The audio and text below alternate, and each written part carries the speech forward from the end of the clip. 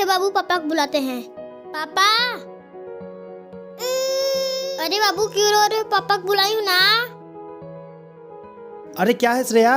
पापा बाबू वो चिड़िया बदे रो रहा है। अच्छा ठीक है, आंख बंद करो, हाथ फैलाओ।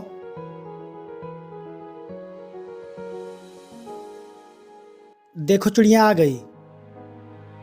ठीक है, हाँ। चलो रो नहीं।